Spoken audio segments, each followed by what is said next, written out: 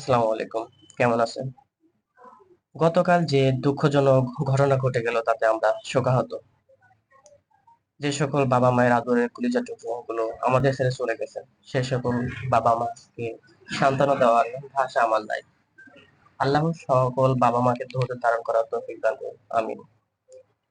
সকলকে আল্লাহ তাআলা তুমি জান্নাতুল ফেরদৌস দান করুন। আমাদের মাঝে কিছু পাষাণ দুর্নীতিবাজ আছে যারা সুযোগ খুঁজে দুর্নীতি করার জন্য। আমরা মানুষ হব কবে ভাই? আমরা মানুষ নামে পশু হয়ে গেছি। আমাদের মনুষ্যত্ব হারিয়ে গেছে। শুধু আমরা সুযোগের অভাবে সুযোগ খুঁজি যে কখন দুর্নীতি করব। আমরা সুযোগের অভাবে তুমি আমি আপনি সাধু। গতকালে লাশ করার জন্য পানি দেওয়ার জন্য সেখানে 50 টাকার পানি 600 টাকা চাওয়া হয়েছে। চিন্তা করতে দেখতে পাচ্ছেন? আর 250 টাকা সিএনজি ভাড়া সেখানে 1000 টাকা চায়। আর যেখানে 50 টাকা রিক্সা ভাড়া সেখানে 100 টাকা চাওয়া হয়। মানে সবাই আমরা কি সুযোগ খুঁজি। আমাদের কি আমরা মানুষ হব না? আমাদের ভিতরে মনুষ্যত্ব মরে গেছে। মৃত্যুর আগ মুহূর্ত আমরা দুর্নীতি করার জন্য প্রস্তুত।